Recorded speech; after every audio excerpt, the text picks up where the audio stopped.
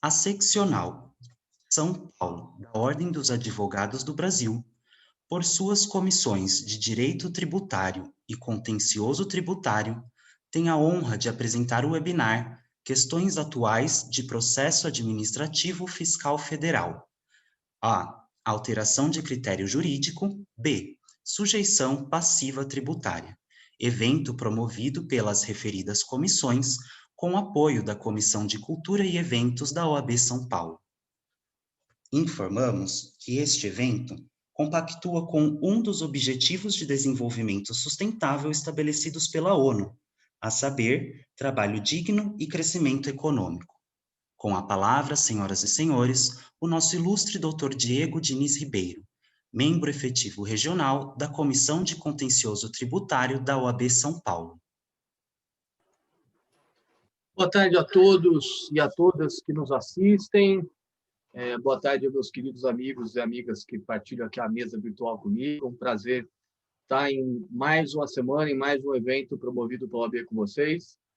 Como já anunciado, mais um evento está sendo realizado em parceria pelas comissões de contencioso tributário e de direito tributário da OAB de São Paulo. A ideia nossa aqui, esse já é o terceiro evento, né, que nós fazemos. A ideia é analisar a jurisprudência do CARF, a riquíssima jurisprudência do CARF, a história desse tribunal, sempre de forma crítica, inclusive para valorizar essa jurisprudência, o papel do CARF dentro do âmbito de realização do direito tributário no plano federal. Nós já tivemos, como eu disse, 2 outros encontros que foram gravados, encontros disponibilizados no canal do YouTube da OAB São Paulo. O mesmo vai acontecer com esse evento de hoje. E no dia 19 de novembro, uma quinta-feira, às 16 horas, o mesmo horário, nós teremos o último evento desse semestre em relação ao CARF, que seria o tema Reflexos Tributários da Reforma Trabalhista, PLR e Pejotização. Já com as presenças confirmadas como palestrantes da doutora Daniela Zagari, advogada super atuante na área tributária em São Paulo, sócia do Machado Meia, mestre em processo civil pela USP, e também pelo doutor Alexandre Evaristo Pinto, conselheiro do CARF, doutor pela USP, com formação tanto na área jurídica quanto na área contábil, alguém altamente qualificado para debater esses temas, e aí com os debatedores que serão oportunamente veiculados. Então, fica desde já o meu convite para esse próximo evento. Lembrando que a comissão já tem programado outros 4 eventos, cujas datas ainda serão estabelecidas para o próximo ano, em continuidade à análise da jurisprudência do CARF, sempre tentando pontuar precedentes e temas relacionados às diferentes sessões e, consequentemente, competência desse Tribunal Administrativo. E, no dia de hoje, um tema que abrange não só uma específica sessão, mas todas as sessões do CARF, já que são temas mais relacionados à norma geral de direito tributário, processo tributário, e, portanto, uma temática afeta as diferentes sessões do CARF. Sem maiores delongas, eu queria passar a palavra para o nosso presidente de mesa, meu querido amigo Rodrigo Dalla Pria.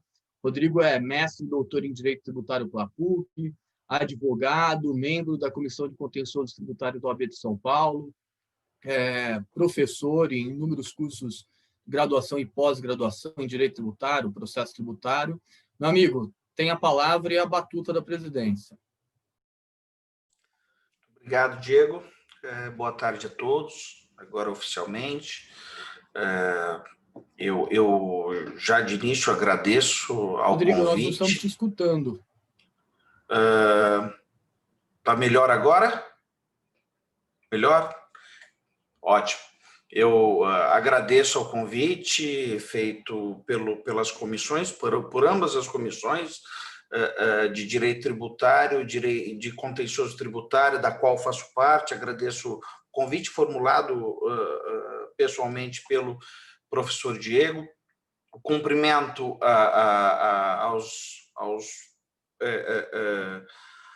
aos debatedores, aos palestrantes, professora Suzy Hoffmann, professora Daniela Lara, professor Rodrigo Massude e o próprio professor Diego Diniz.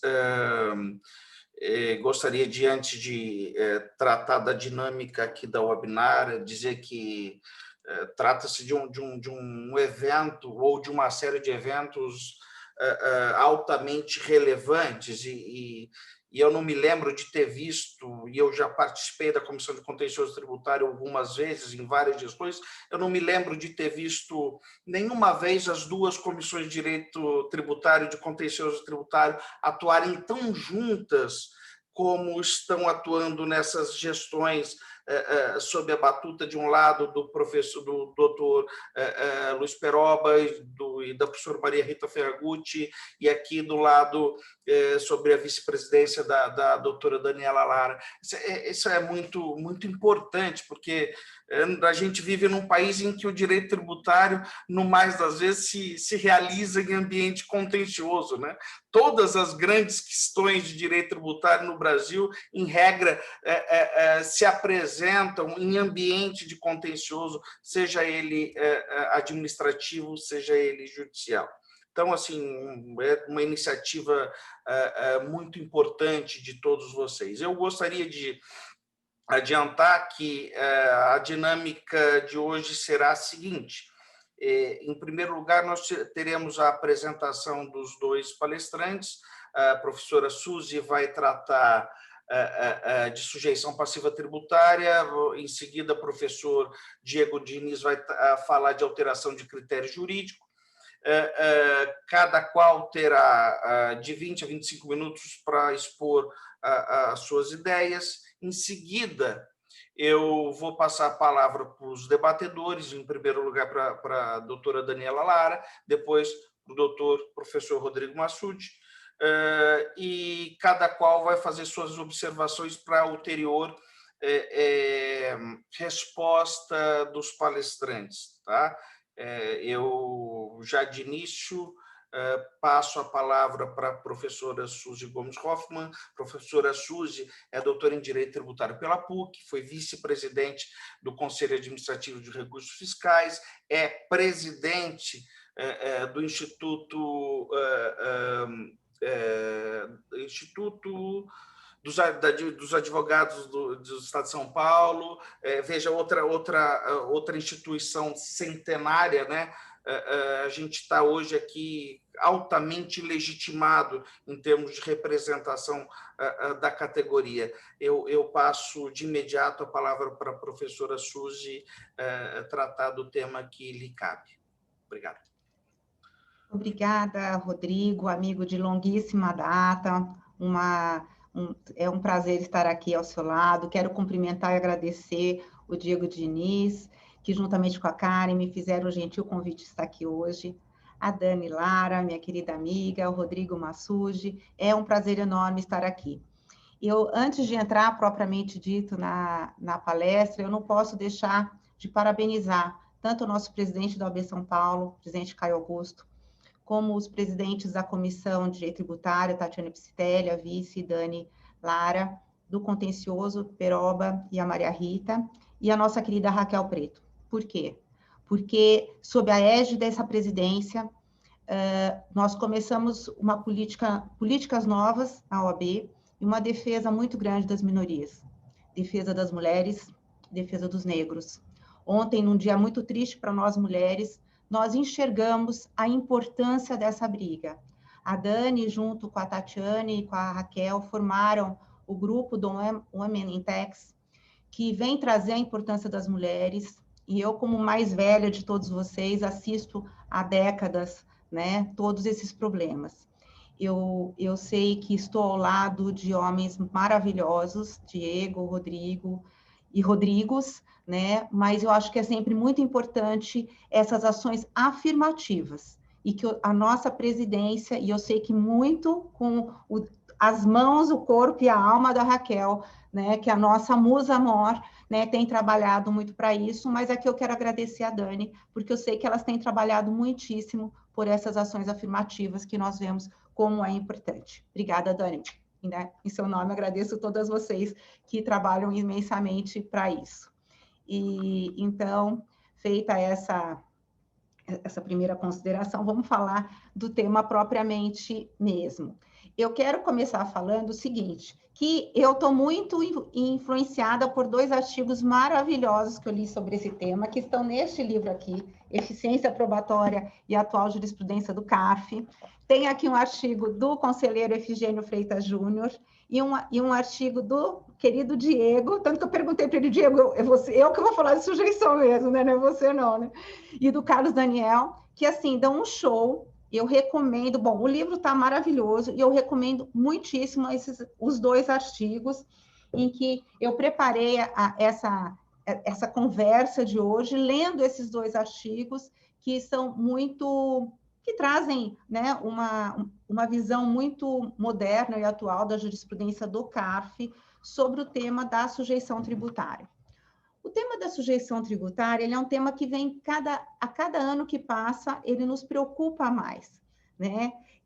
Eu me lembro quando eu me formei já há muitos anos, né? Me formei em 88, eu sou formada junto com a Constituição, e nas primeiras defesas tributárias que eu fiz, a gente nem tinha, para dizer bem a verdade, a figura do responsável tributário. Ninguém punha, né? Nem o Estado, nem o município, nem a União colocavam responsáveis tributários. Isso foi sendo criado ao longo dos anos.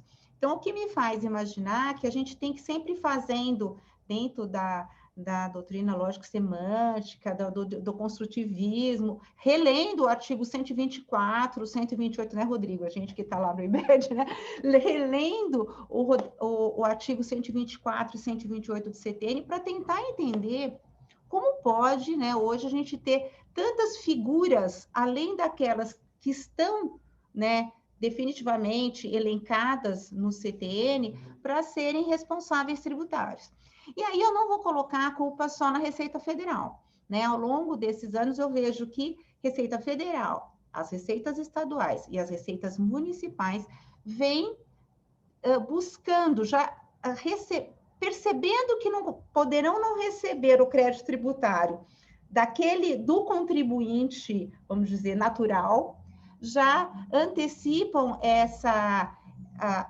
o problema e já trazem novos responsáveis tributários.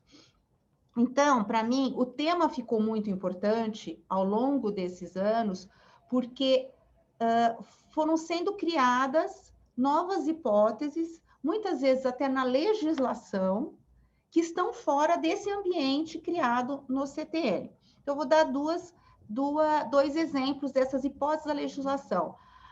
Uma lei relativa especificamente ao INSS, que foi objeto do recurso extraordinário 562.276 de 2010, julgado que teve como relatora a ministra Ellen Grace, que tratava da lei, do artigo 13 da Lei 8.620 de 93, que colocava os sócios como responsáveis já solidários, sem qualquer problema de excesso de poderes, para o pagamento das contribuições previdenciárias, que foi julgado inconstitucional, inclusive citado nos artigos que eu comentei.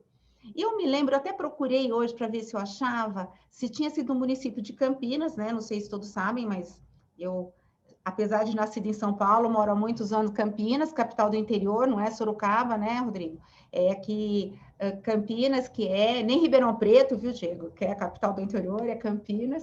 E eu não me lembro qual município que, num determinado momento, também colocou como responsável tributário pelo ISS os locadores que locassem imóveis para prestadores de serviço, né? E logo, né, foi afastada a legislação pela falta de encontrar fundamento no CTN, né? E sempre a alegação, tanto num caso como no outro, foi o interesse comum, que é tratado no artigo 124. Então, a gente tem, né, essas hipóteses que o legislador municipal ou federal tentou trazer, que já foram afastadas, mas a gente vê continuamente os fiscos municipal, estadual e federal tentando trazer responsáveis que não estão previstos na lei.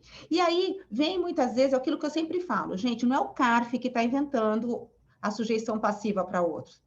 Só que se tem um auto de infração com um termo de sujeição passiva, de responsabilidade tributária, lembrando, né, que dentro do procedimento federal né? Você tem o contribuinte, se é atribuído a responsabilidade tributária para outras pessoas, tem que ter um termo sobre isso, e essas pessoas têm todo o direito à ampla defesa ao contraditório, tanto a primeira instância como a segunda instância tem que se manifestar sobre isso. Então, não é o CARF que é o culpado é a Receita Federal que faz essa autuação. E ao longo dos anos, a gente foi vendo várias experiências, né, que já foram feitas pela Receita, de responsabilizar advogados. Eu fui relatora quando eu não era nem vice ainda do CARF, já faz bastante tempo. Eu entrei como vice em 2009, então deve ter sido em 2008, de um caso de interposição fraudulenta, em que os advogados foram colocados como responsáveis porque a empresa, quando foi criada, teve como primeiro procurador, alguém assim, os advogados.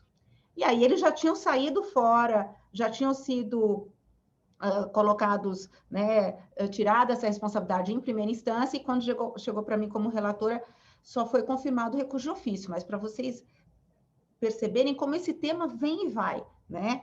Então, primeiro pressuposto, né, que essa responsabilização de qualquer pessoa profissional que trabalha no entorno não encontra qualquer possibilidade. Em quais casos a gente enxerga, como a gente está falando aqui mais de CARF, né, e aqui eu vou me concentrar no CARF, em quais casos em que tipo de caso a gente vê essa discussão de uma maneira mais forte, né, com autuações com o termo de responsabilidade tributária? Eu coloco aqui os casos de operações de organização societária, então todos os casos de ágio costumam dar, os casos de ganho de capital, né? Se é pessoa física que vendeu e vai entender pela pessoa jurídica. Todos os casos de interposição fraudulenta, aí eu acho que necessariamente tem que ter a responsabilidade. Todos os casos que envolvem fraude, dolo ou simulação. E casos que envolvem os chamados grupos econômicos, que foi o tema até do artigo escrito pelo Diego e pelo Carlos Daniel. No caso do grupo econômico, eu acho que a gente tem até, vamos dizer, dois tipos no CARF. Um do grupo econômico, vamos dizer, propriamente dito, e muitas vezes aqueles casos que eu até dei uma procurada recentemente, não encontrei tanto mais, mas aqueles casos de simples, em que para ficar no simples são várias empresinhas, né? E aí você tem uma pessoa só. Eu acho que é um caso, vamos dizer, diferente de grupo econômico. Eu vou tentar fazer essa distinção aqui nesse tempo que eu vou falar com vocês. Veja, então, como eu já coloquei, no processo administrativo fiscal tem que existir tanto a indicação do contribuinte e a indicação do responsável tributário. Eu entendo também que no termo de verificação fiscal, o fiscal está obrigado a indicar as razões que o levam a indicar aquelas pessoas como responsáveis tributárias, seja física ou jurídica. Eu não vejo isso na prática de uma maneira muito profunda. Então, por exemplo, nesses casos que eu dei o exemplo, em que houve a venda da pessoa jurídica por sócios, pessoas físicas, e o fisco entende que tinha que ser feito pela pessoa jurídica, o termo de sujeição passiva de responsabilidade é meramente pelo fato da venda ter sido pela pessoa física, não demonstrando aonde estaria a responsabilidade, o porquê que se colocariam essas pessoas. O contribuinte, né, lembrando aqui, é aquele que tem aquela relação pessoal e direta com a situação que constitui o fato gerador da obrigação principal. É o contribuinte, o sujeito passivo previsto na própria lei. E não vai dar tempo aqui de fazer aquela distinção quando a lei, acho que não, talvez se a gente voltar nos debates, quando a lei ela traz o contribuinte que não é quem arca com o ônus financeiro, por exemplo, o empregador, nos casos da retenção na fonte do imposto sobre a renda e do INSS, né? Agora, o responsável, ele tem que necessariamente estar indicado na lei e ele deve estar relacionado ao fato gerador de alguma maneira. Eu não vejo e tentei aqui puxar na memória, grandes discussões sobre os responsáveis tributários elencados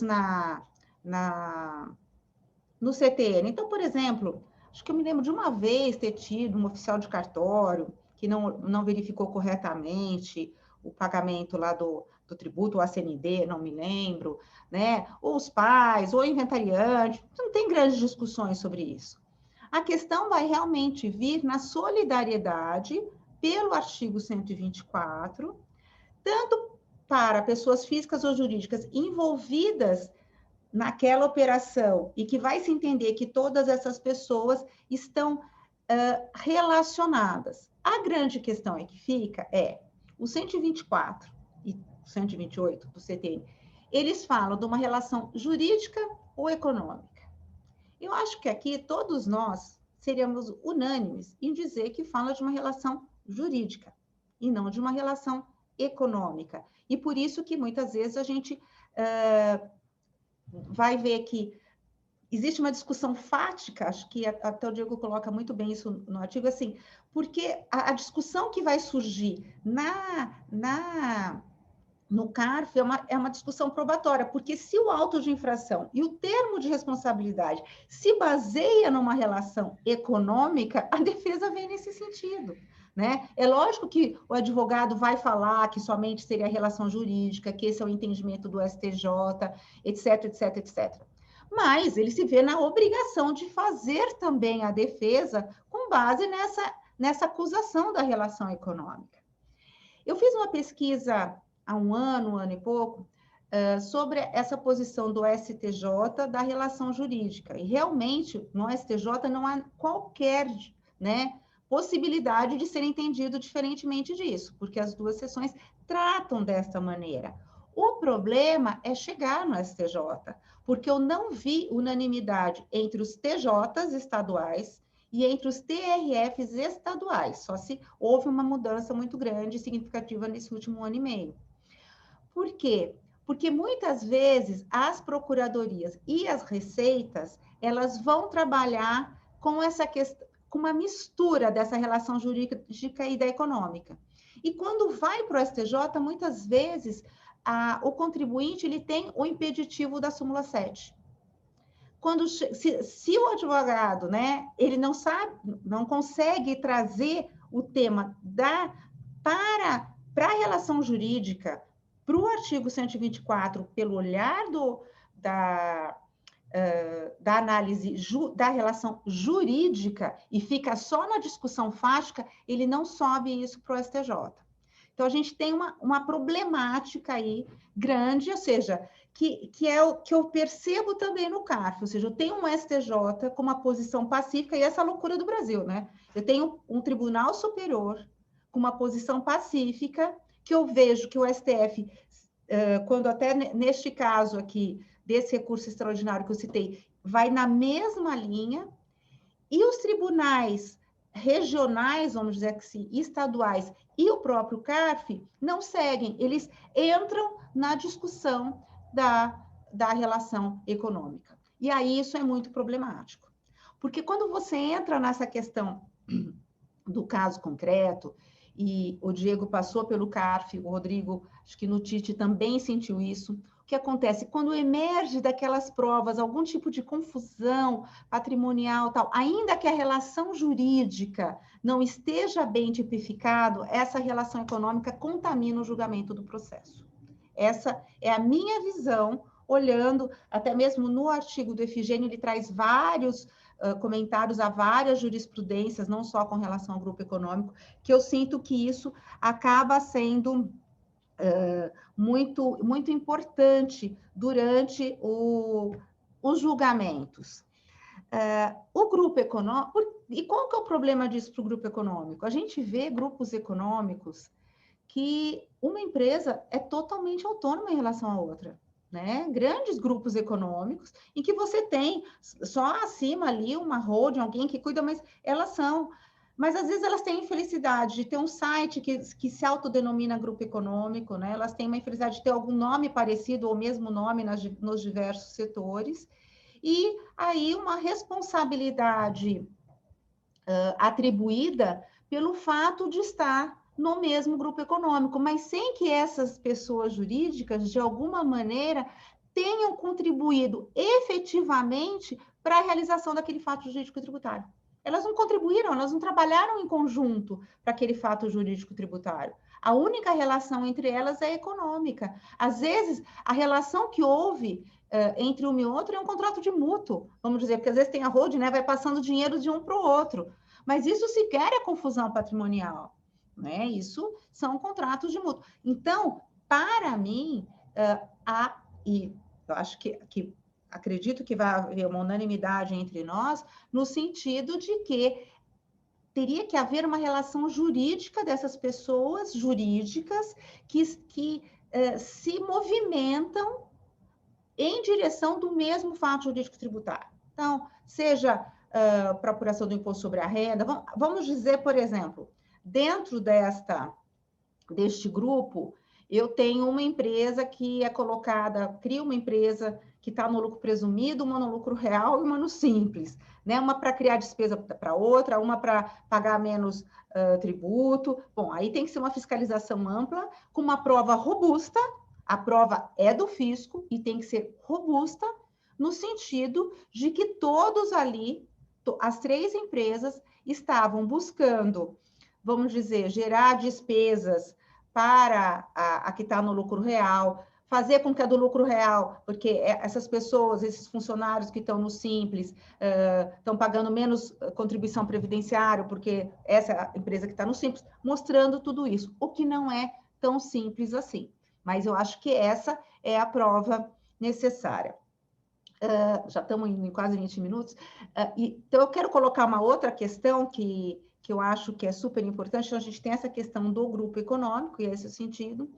E uma questão que, assim, que me aflige é a questão de... Eu vi alguns casos e não achei ainda uma jurisprudência sobre isso, em organizações societárias, em que houve empresa veículo, pagamento né, recebimento por empresa veículo, a situação de ser chamado a vendedora, a compradora, né, quem aproveitou o ágio para como contribuinte, né, e a vendedora como responsável tributário.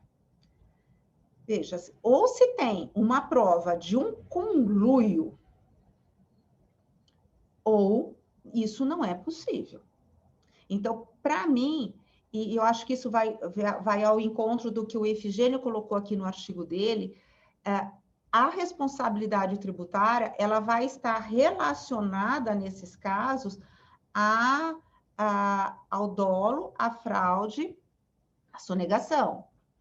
Ou seja, mas teria que ser provado que essas pessoas, físicas ou jurídicas, elas agiram em conluio com o fim de retardar o conhecimento do fato jurídico tributário pelo fisco, ou mesmo diminuir o valor do fato jurídico, o valor final a ser pago, e também retardar o conhecimento.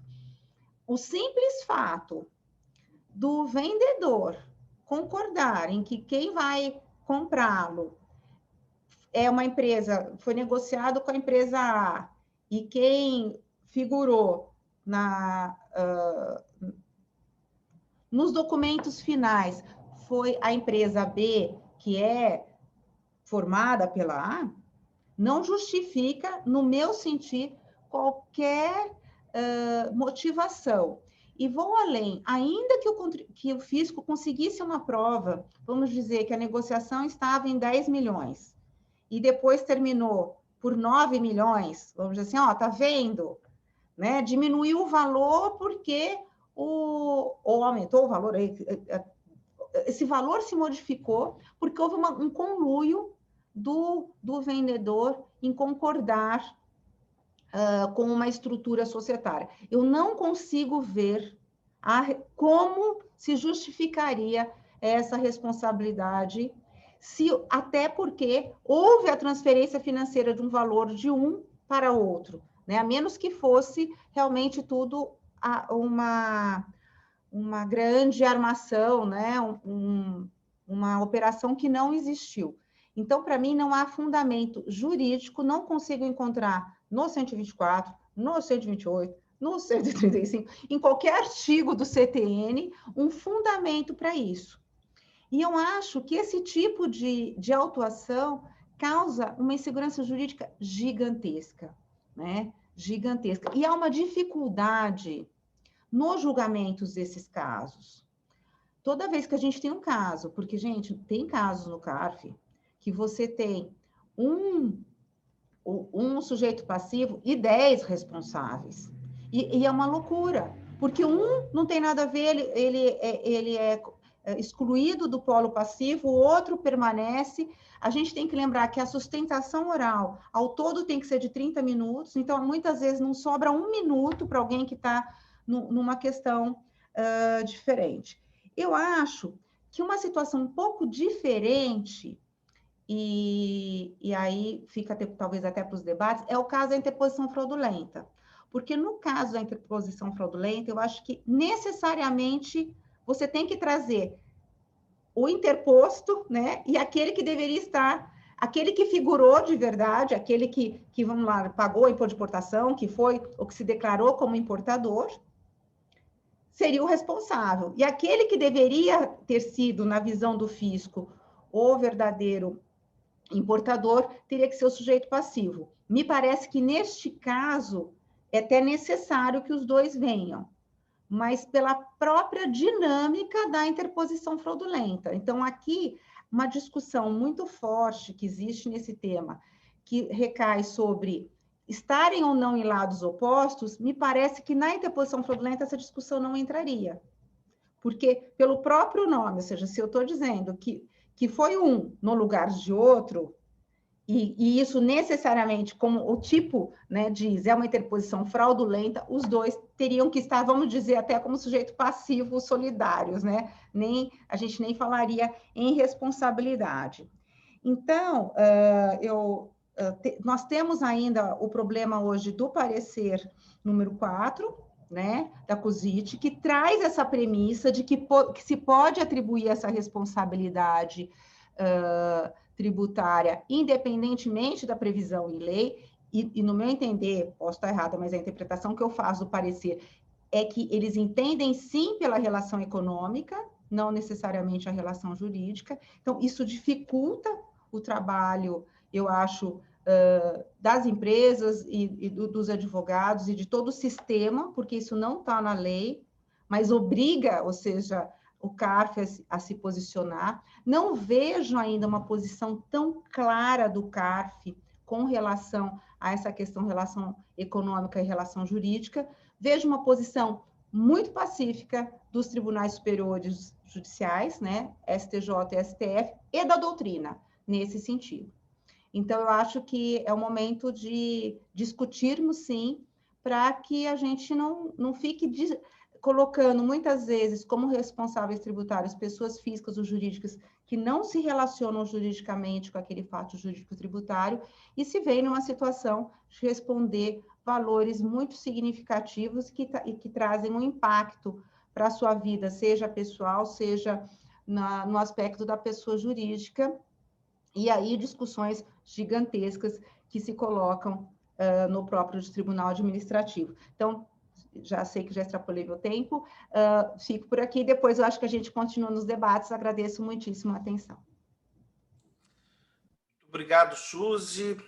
Os esclarecimentos você vai falando, a gente vai vivenciando ou projetando aquilo que a gente vê no dia a dia da advocacia e no trato, no contato que a gente tem com essas autuações. Obrigado, eu tenho certeza que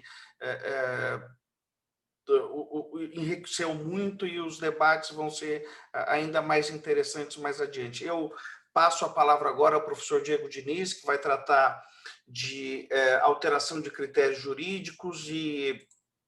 O professor Diego é doutorando em Direito Processual pela USP, é mestre em Direito Tributário pela PUC São Paulo, também foi conselheiro do CARF, é professor aí de diversas instituições, IBET, PUC, COGEAI, membro da Comissão de Contencioso Administrativo Tributário da OAB e sócio do Daniel e Diniz, né? Advogados, eu costumo dizer que o escritório dele tem cara de dupla sertaneja, né? Daniel e Diniz, advogados. Diego, meu amigo, você tem a palavra, viu? Obrigado, Rodrigo. Espero que venham os honorários do Gustavo Lima também. Eu não ficaria nada triste com isso. Veja, eu vou diretamente aqui na apresentação, parabenizando a Suzy pela clareza na exposição, pela forma como abordou o tema. Acho que o tema da responsabilidade tributária, da sujeição passiva, né, Suzy, ele dá margem a muita discussão, né? E, na verdade, essa discussão ela vem se enriquecendo e também se problematizando, né? Acho que esse histórico que você fez demonstra bem isso, daí a importância de se debater esse tema, né?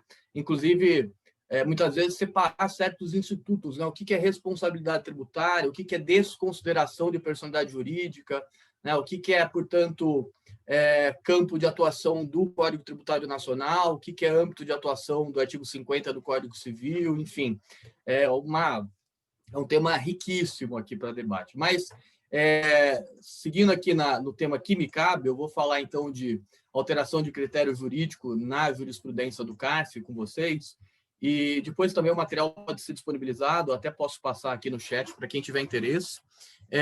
E eu dividi minha apresentação em 3 partes, tá? Uma primeira, eu queria fixar algumas premissas. Numa segunda, eu vou desenvolver alguns temas que eu considero aqui importantes em relação a essa temática propriamente dita, e depois tentar analisar essas questões no âmbito da jurisprudência do CARF, né? E, assim, dentre as premissas que nós temos, a primeira delas, e que é fundamental, é o texto positivo, o texto normativo que nós encontramos, que é o cerne da discussão quando nós falamos de alteração de critério jurídico, que é o disposto no artigo 146 do Código Tributário Nacional.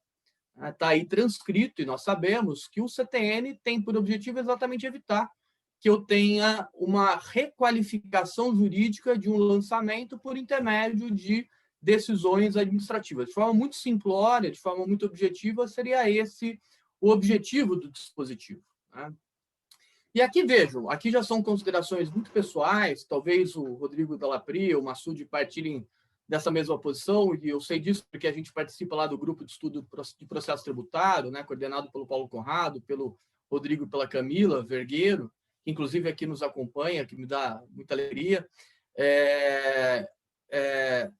Nós lá debatemos isso há muito tempo, né? Até que ponto a atividade exercida pelos tribunais administrativos, CARF, TIT, o Tribunal Municipal de São Paulo e outros tantos que nós temos espalhados pelo país, de fato não seria uma atividade jurisdicional exercida atipicamente pelo Poder Executivo. E vejam, isso não é nenhum absurdo, né? Nós sabemos que nós temos lá um modelo tripartite de poderes, onde esses diferentes poderes exercem atividades típicas, mas também exercem atividades atípicas.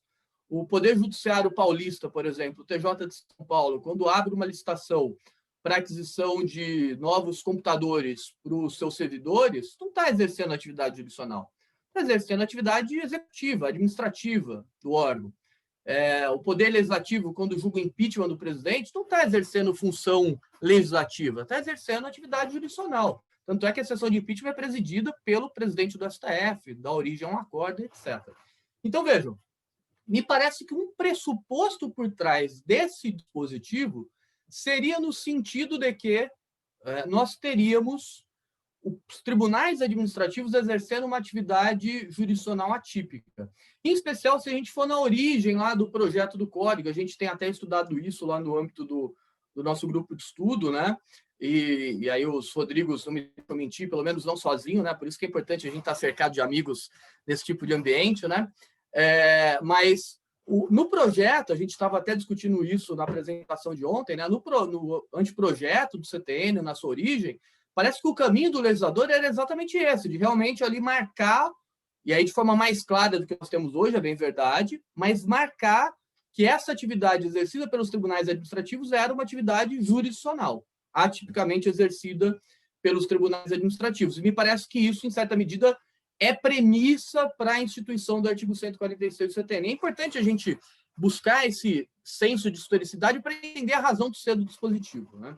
Bom, e, nesse sentido, inclusive, eu acho que reforçando essa questão, o artigo 14 do Decreto 7235 de 72, que estabelece lá que é a impugnação administrativa que instaura a fase litigiosa da perseguição ou da conformação da obrigação tributária. Ou seja, até então o que eu tinha era uma atividade tipicamente executiva, procedimental, e a partir do momento que eu tenho uma resistência àquela pretensão, eu instauro a lide e, portanto, instauro a fase jurisdicional, vamos assim chamar.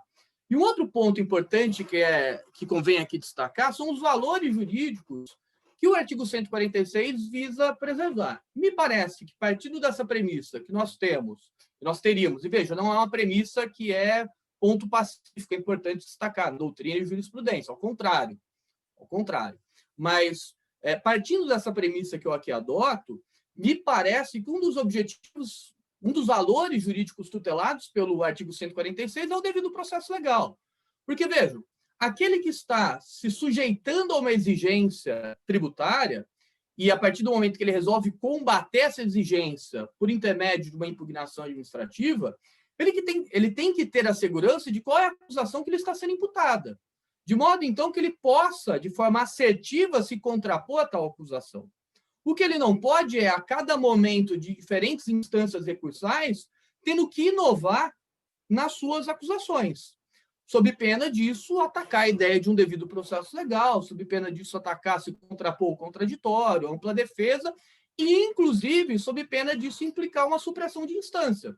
Porque, afinal de contas, veja, eu teria uma instância num segundo nível, inovando, né, uma determinada exigência, e, a partir disso, então, a primeira instância sendo prejudicada nesse debate, nessa discussão. Isso prejudica tanto a atividade jurisdicional exercida pelo órgão, ainda que pelas suas diferentes DRJ, o CARF, né, turmas ordinárias superior, mas também na defesa do sujeito passivo, seja ele o contribuinte, seja ele responsável. Além disso, me parece também que nessa linha, olhando para a perspectiva histórica do CTN, o objetivo era exatamente demarcar de forma muito rígida as competências de diferentes atividades. Uma coisa é a atividade administrativa, de autuação, de lançamento, outra atividade judicativa, vamos chamar assim, iniciada com a impugnação administrativa. E, por fim, é óbvio, né, o valor ali que é mais flagrantemente visto com o disposto no artigo 146, boa-fé do administrado e, acima de tudo, segurança jurídica. Me parece que não há muita dúvida em relação a isso. Feitas essas considerações, eu queria aqui seguir para a segunda parte da minha exposição e ir no desenvolvimento. E vejam, e aqui me parece, um ponto importante é a gente reler o artigo 146 e para que a gente constate o seguinte, que ele diz lá que não é possível, né, essa modificação introduzida de ofício em consequência de decisão administrativa ou judicial nos critérios jurídicos adotados pela autoridade administrativa. Essas mudanças não podem dar ensejo a uma mesma exigência para um mesmo fato, um determinado lapso temporal. Percebam aqui, então, me parece que o legislador ele parte de uma distinção entre erro de fato e erro de direito. E aí é importante a gente distinguir essas coisas. Quando nós falamos em erro de fato, o professor Paulo de Barros Carvalho, professor de todos nós, ele costuma dizer que o problema ele é intranormativo. Eu tenho uma dificuldade em precisar, em delimitar adequadamente, linguisticamente, diria o professor Paulo, né, o fato objeto de investigação e autuação. Por sua vez, quando eu falo em erro de direito, veja, não é que eu apurei mal o fato está devidamente apurado. O problema é que eu qualifiquei juridicamente de forma equivocada esse fato. Eu dei a este fato uma qualificação que, em tese, ele não teria. Tá? Então, veja, nesse sentido, se a gente fosse traduzir isso numa perspectiva lógica, quando eu falo em erro de fato, vejam, eu estaria nesse plano aqui, ó. Vou marcar aí para vocês para facilitar a visualização. Então, eu tenho o lançamento, um fato 1, que enseja a incidência da norma jurídica 1. O erro de fato, eu digo o seguinte, olha, na verdade, o fato não é 1, o fato é 2, que pode ensejar a incidência da norma jurídica 1 ou pode ensejar da norma jurídica 2, norma jurídica 3, que seja. Por sua vez, quando eu falo em erro de direito, eu tenho o lançamento, eu tenho um fato devidamente apurado, fato 1, que enseja a incidência de norma jurídica 1. Já, por sua vez, quando eu falo em erro de direito, então, veja, eu tenho o mesmíssimo fato 1, mas, veja, a norma jurídica não era 1. É errado, não era essa norma jurídica aqui. Na verdade, era norma jurídica 2. Então, veja, você deu uma qualificação jurídica indevida para aquele fato que você apurou acertadamente. Então, feito essa distinção entre o que é erro de fato e erro de direito, a gente consegue seguir adiante no seguinte sentido, que é importante também contextualizar, né? Essa questão do âmbito de incidência, né, da amplitude de incidência do 146, era muito discutida na doutrina. E vocês vão encontrar diferentes correntes, uma mais restritiva, uma intermediária e uma mais ampliativa. Mas vejam, a corrente que prevalece, inclusive na jurisprudência judicial, RESP 1.130.545 do STJ. Eu até queria ter compartilhado aqui a ementa do julgado, mas o site do STJ, né, o STJ foi objeto de uma invasão de hackers, né? Então eu não consegui lá acessar. Inclusive, eu recebi uma piadinha que eu adorei, né? Que a gente pode ficar tranquilo que o STJ não corre risco, porque a súmula 7 vai impedir, né, que o vírus se propague, vai obstar a propagação do vírus no âmbito do STJ. Né? A súmula 7 é um óbice, né, óbvio, também para isso. Né? Mas a posição hoje majoritária na doutrina, na jurisprudência judicial, na STJ e no próprio CARF, é no sentido de uma interpretação mais restritiva, ou seja, o artigo 146 ele protege um determinado sujeito passivo e um específico lapso temporal, aquele que é apontado no momento errôneo, seja por conta do erro de fato, seja por conta do erro de direito. Ou seja, quando eu quero prospectar os efeitos dessa atuação para outros fatos, e eventualmente, inclusive, para outros sujeitos, para outros períodos de fatos e para outros sujeitos, o dispositivo não seria o 146, e sim o 100, parágrafo único do CTN. Como eu disse, vocês vão encontrar a posição doutrinária nessa linha. Professora Isabel Derzi, professor Paulo de Barros Carvalho, professor Alberto Xavier. Em contrapartida, o professor Chueire, por exemplo, tem uma interpretação mais extensiva. A minha querida amiga Maísa Deline, conselheira do CARF, defendeu sua tese de doutorado na USP sob orientação do professor Humberto Ávila, também nesse sentido.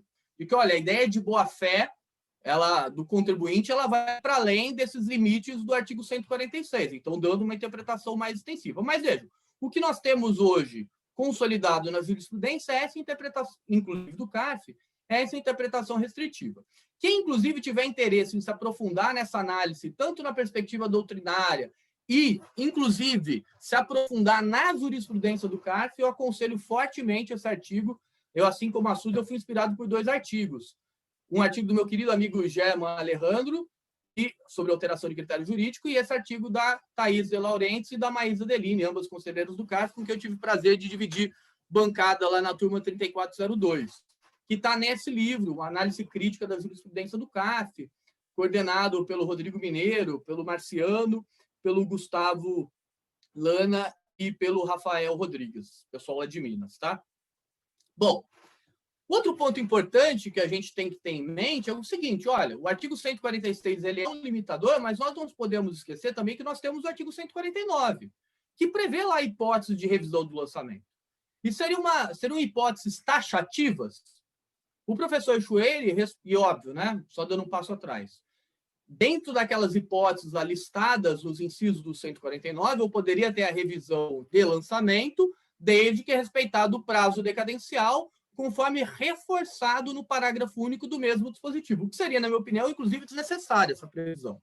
Isso seria índice da própria ideia de decadência. Mas, enfim, está lá para reforçar essa questão. E aí a pergunta que fica é, esses incisos, eles trariam lá um rol taxativo?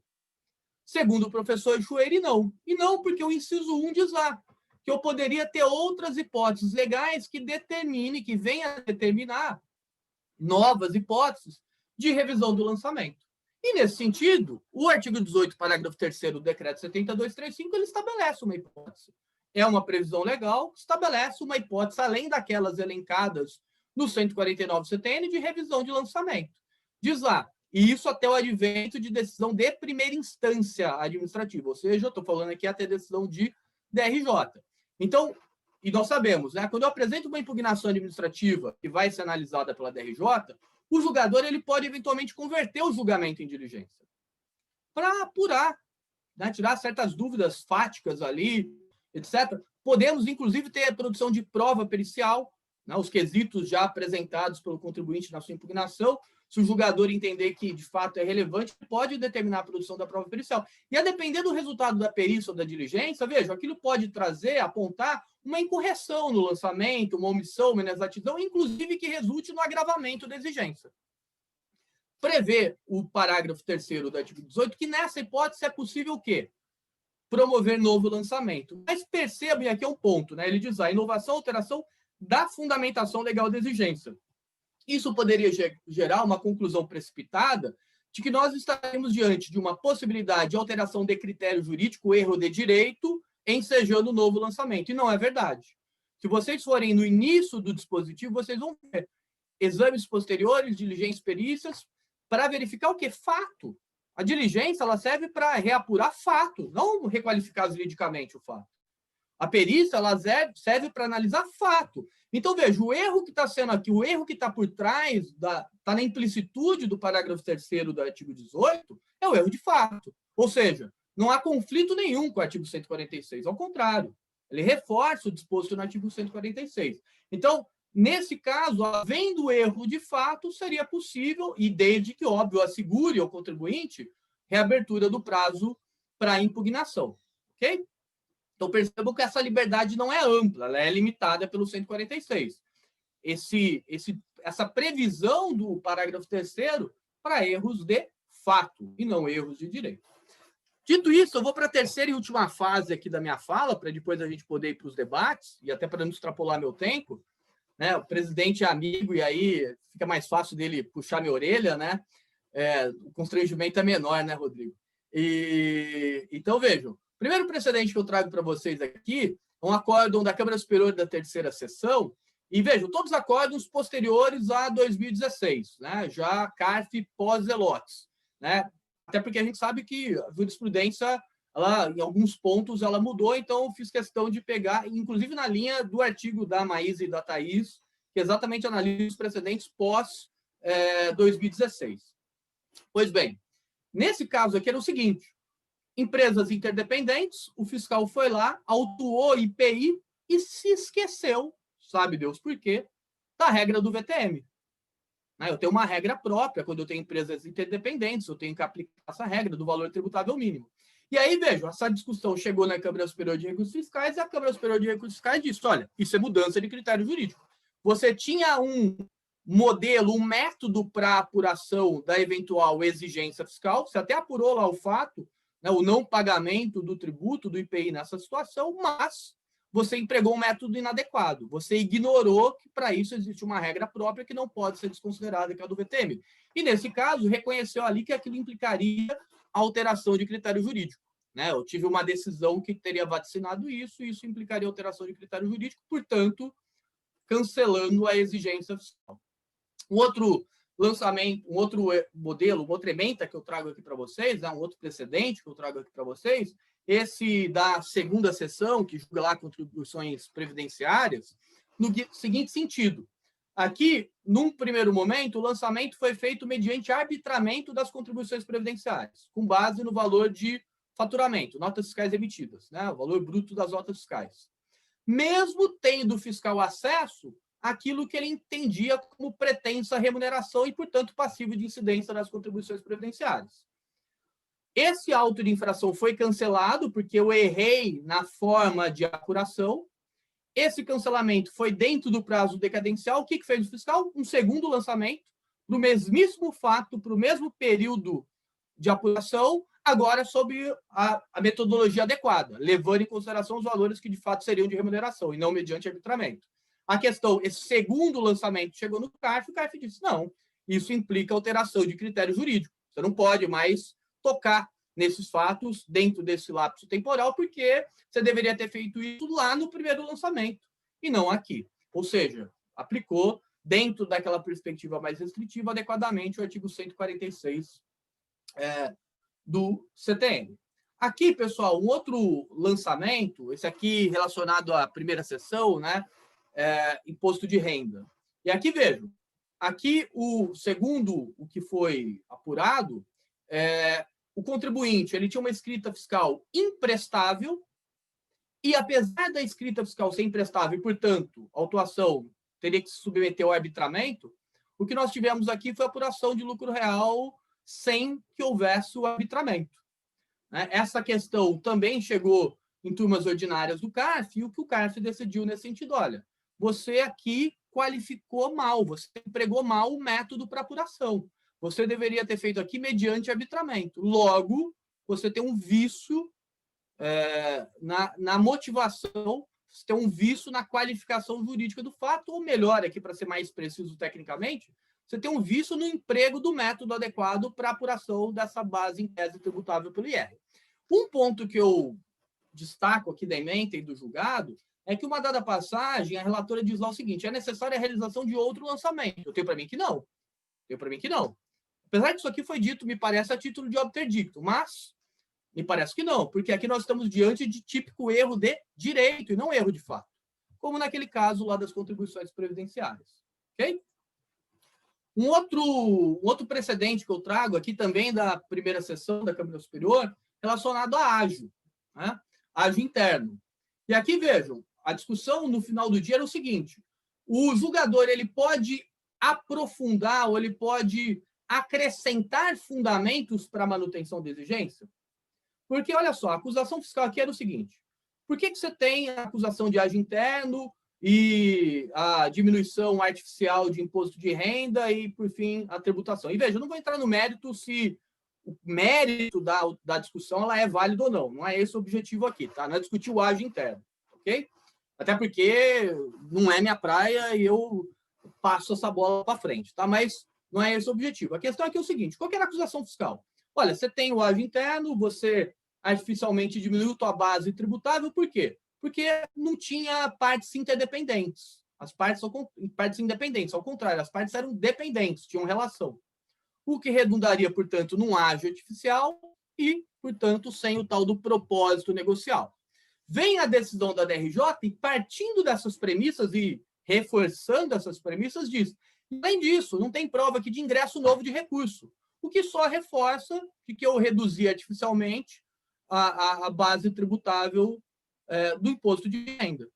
Né? E aí a discussão, opa, tem alteração de critério jurídico aqui, porque eu estou trazendo um elemento que não estava lá na acusação fiscal. Na minha opinião, lendo o acordo, me parece que esse é um ponto a mais que foi trazido pelo relator do caso no seu voto. Mas não é motivo suficiente, os outros elementos não foram descartados, não foi o motivo suficiente para a manutenção da exigência. Então, o tratamento que eu daria para essa manifestação seria de obter dictum. Porque, no final das contas, ele manteve a autuação com base nas mesmas premissas da acusação fiscal e acrescentou esse fundamento. E veja, se ele acrescentou esse fundamento em sede de manifestação jurisdicional, o fez a título de obter dictum. Isso é importante pelo seguinte: numa eventual discussão judicial, eu tenho que delimitar aonde parou a discussão no âmbito do CARF. Então, lá no âmbito judicial, me parece que, nesse caso, não seria necessário discutir aqui se teve ou não aporte de recursos. Porque isso foi dito a título de obter dictum. Eu estou limitado aos outros fatos pautados pela acusação fiscal e reconhecidos como válidos pelo Tribunal Administrativo, ou seja, ausência de partes independentes e, consequentemente, ausência de propósito negocial. Ok?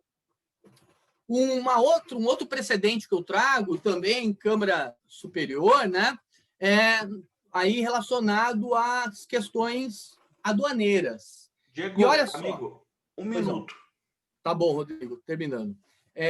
Aqui, vejo, a acusação fiscal era de que eu tinha uma importação por conta e ordem. O cara fez a importação por conta própria, e, segundo a acusação fiscal, a importação seria por conta e ordem. Então, como a Suzy destacou, né, trouxe lá o sujeito passivo da relação e o responsável. Maravilha. O importador formal e aquele que, em tese, seria o terceiro ali, né, que teria assumido o risco do negócio. E aí, em sede do RJ, o julgador disse: não, veja, aqui de fato tem interposição fraudulenta, mas não porque a importação era por conta e ordem, porque a importação era por encomenda. Opa! A questão chegou na Câmara Superior e a Câmara Superior disse, por maioria de votos, que, olha, isso não implica alteração de critério jurídico. Na minha opinião, de forma equivocada. Porque a importação por conta e ordem, o risco é do terceiro. E as provas a serem produzidas são completamente diferentes na hipótese de acusação de importação por encomenda, onde o risco do negócio e o risco financeiro é do importador, em nome do encomendante. Então, veja, aqui, na minha opinião, andou mal o CARF nesse precedente, na medida em que não reconheceu a alteração de critério jurídico, me parece muito claro. As acusações são distintas, as provas são distintas, o debate também. E o último precedente que eu gostaria de trazer, esse é um tema bem interessante, eu até cheguei já a me manifestar nisso, na época que era conselheiro, em declaração de voto vencido, alguma coisa do gênero, e tem um belíssimo voto do meu querido amigo Leonardo Branco a respeito.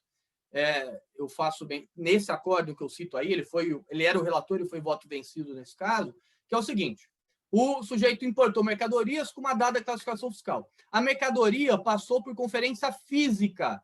A gente sabe, né, que na importação de mercadorias eu tenho lá os canais de parametrização: verde, amarelo, laranja, vermelho e cinza. O canal vermelho eu tenho conferência física da mercadoria. E o fiscal olhou para a mercadoria fisicamente, pegou, tocou, viu a mercadoria e falou: a tua classificação está ok. Segue em frente. Segue em frente. Depois, em procedimento de revisão aduaneira, um outro fiscal veio: não, a classificação está errada. Logo, a alíquota aplicável não era de 5, era de 10, de 15, que seja. E aí exigiu a diferença tributária para essa operação. Eu tenho para mim, e esse é o teor do voto vencido nesse caso, que aqui, ainda que não falemos necessariamente em alteração de critério jurídico, incidência típica do 146, é a discussão se esse procedimento de desembaraço se implica homologação expressa ou não, ou se é a revisão aduaneira que faria às vezes, etc. Para não entrar nessa discussão, me parece aqui que, embora o dispositivo não seja o 146, o valor jurídico a ser tutelado é o mesmo. Confiabilidade do contribuinte na ação fiscal. O fiscal foi lá, olhou e disse: é válida a forma como você importou. É essa a classificação, está correta, segue em frente. Eu não poderia, para esse mesmíssimo fato, promover essa revisão. A discussão que remanesceria aqui e para outras importações da mesma mercadoria, outros fatos, outros momentos temporais. Aí é outra conversa, mas para essa mesmíssima acusação sujeita a canal de parametrização com conferência física de mercadoria, me parece que seria inadequado. Bom, princípios são essas considerações e eu acho que a gente pode ir para os debates. Devolvo a palavra ao nosso presidente. Obrigado. Obrigado, Diego. Eu imediatamente passo a palavra para a professora Daniela Silveira Lara, para que faça suas considerações e apontamentos acerca de ambas as exposições. Fique à vontade. Obrigada, Rodrigo. Bom, obrigada. Antes de mais nada, professor, deixa eu apresentar. Obrigada, Rodrigo. Daniela, deixa eu te apresentar adequadamente bem, porque que grosseria novamente acessar aqui a página, gente, me perdoe.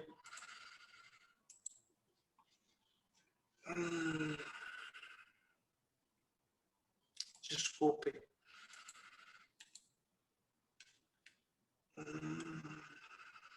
Pronto. Tudo bem. É sócia do Rolim Viotti, e aqui Viotti Leite Campos Advogados, vice-presidente da Comissão Especial de Direito Tributário da OAB. Daniela, desculpe aí não tem problema, Rodrigo. Ficar atrapalhado, você está com a palavra, fique à vontade. Tá, joia, querido, não se preocupe. Obrigada, estou muito honrada de estar aqui com vocês todos. As palestras foram excelentes. Eu gostaria de fazer coro ao comentário que a minha amiga querida Suzy Hoffmann fez no início da apresentação com relação à indignação que a gente ficou ontem, né, com o que a gente viu que aconteceu numa audiência em que juiz e promotor, que a gente espera que acolham, né, a vítima, principalmente num caso tão grave quanto um caso de estupro, independentemente da questão de culpabilidade ou não, ali o que a gente viu é que a vítima virou o réu, né? Então, infelizmente, a gente ainda vê isso acontecendo no Brasil. e o nosso repúdio total, em nome de todas as mulheres, em nome de todas as advogadas, juízas, promotoras, muitas manifestações, inclusive, de associações com relação a isso. Então, o nosso repúdio total, e em nome de todas as advogadas do Manintec, Suzy, que a gente considera dentro do nosso grupo, com certeza. Bom, sem mais delongas, então, para falar das duas palestras que foram excelentes, como eu disse no começo aqui para vocês, eu imaginei que eu ia aprender muito e aprendi, e fiz algumas anotações aqui e gostaria de fazer alguns comentários. Mais comentários e depois deixá-los, provocá-los para deixá-los, ouvi-los mais um pouco, porque estava muito bom. Eu vou começar pelo do Diego, que foi o último, e depois eu passo para a parte da Suzy, porque eu até vou fazer uma interseção entre as duas partes. Diego, você comentou da questão da doutrina, né? A doutrina e, efetivamente, a jurisprudência, principalmente judicial, no STJ, terem caminhado para uma similitude entre o erro de direito e a alteração do critério jurídico.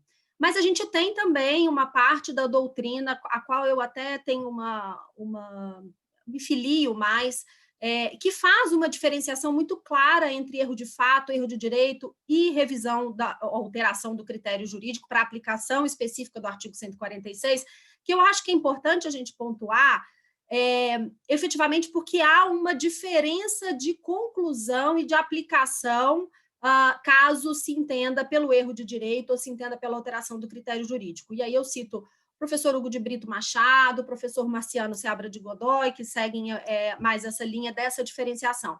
E aí, no caso do erro de direito, o erro de fato é aquele erro efetivamente, né, do fato bruto, né? O erro de direito ele seria um erro de aplicação da norma tributária, então aplica-se uma norma incorreta na hora do lançamento, e a alteração de critério jurídico seria uma mudança de interpretação da norma tributária que foi aplicada. Eu tenho duas interpretações possíveis, a autoridade administrativa escolhe interpretar de uma forma e, no meio do caminho, resolve mudar essa interpretação. Então, e aí sim seria aplicado o artigo 146. E por que essa diferenciação eu acho que é importante a gente, pelo menos, pontuar? Porque se a gente estiver falando de erro de direito, haveria, então, uma possibilidade de aplicação da norma jurídica 2, né, da norma jurídica correta, para fatos geradores passados, desde que estivessem abarcados no período decadencial, né? Então, o que não é possível na alteração de critério jurídico, que, de acordo com o 146, eu só posso aplicar para o futuro. Efetivamente, o STJ misturou essas duas figuras, mas eu acho que é importante a gente pontuar essas diferenças. E aí, e eu queria ouvir um pouquinho o que você acha sobre isso e até na sua experiência lá no CARF, o que você viu de discussões com relação a esse ponto. Se faz sentido ou se não faz sentido fazer essa diferenciação. E aí eu aponto um acórdão que eu achei muito interessante, porque ele até mescla um pouco o que você falou com a parte da Suzy, que é o acórdão 9101-003448 de 2018, que é um acórdão que discute a questão do ágio. E o que aconteceu foi que, na DRJ, houve um pedido de adequação do lançamento tributário para majorar a multa, ou aplicar a multa agravada, em razão da identificação na DRJ de fraude naquela operação de ágio, e para a implicação de responsabilidade tributária de sócios e administradores com base no 124 e no 135. Quando subiu essa discussão para o CARF, a discussão efetivamente caiu para a aplicação ou não do artigo 146 do CTN, em razão de ter havido na DRJ uma alteração efetiva da interpretação que foi dada pela autoridade administrativa lançadora com relação àquela autuação. E aí a Câmara Superior de Recursos Fiscais ela aplicou a nulidade dessa parte do auto de infração com base no artigo 146, exatamente em razão dessa questão de alteração do critério jurídico, né, e feito pela DRJ. Ou seja, a norma tinha sido aplicada, não houve uma discussão sobre a norma jurídica aplicada, mas houve uma discussão na DRJ da interpretação sobre a aplicação dessa norma, em razão de ter entendido, ter havido, na verdade, naquele caso, uma fraude, portanto, a multa deveria ser agravada e aplicada a responsabilidade tributária para os sócios e diretores. E aí eu já puxo também uma provocação para a Suzy, que é uma questão que eu acho, Suzy, que você falou que eu acho que é extremamente importante quando há aplicação de responsabilidade tributária, principalmente com base no 135, que é a questão probatória e a necessidade ou não de individualização das condutas. Porque o que a gente tem visto em várias autuações, não só federais, mas também municipais, principalmente também estaduais, quando há aplicação da responsabilidade de sócios e gerentes, administradores, há uma listagem de todos os administradores que já existiram na empresa ou que estão na empresa, sem efetivamente haver uma individualização da conduta de cada um, sob o simples fato de que ter o poder de gerência faz com que aquelas pessoas sejam vinculadas ao fato gerador daquele tributo. Isso é muito complicado, porque, como você colocou, tudo bem, abre-se o direito de contraditório para todas essas pessoas físicas, normalmente, né? Mas, muitas vezes, a questão da prova, ela passa até pelo fato de que um diretor de RH pode ser arrolado como responsável no auto de infração de questões tributárias, da qual ele, por mais que ele tivesse poder de gestão, ele não tinha o poder de gestão sobre aquela conduta específica.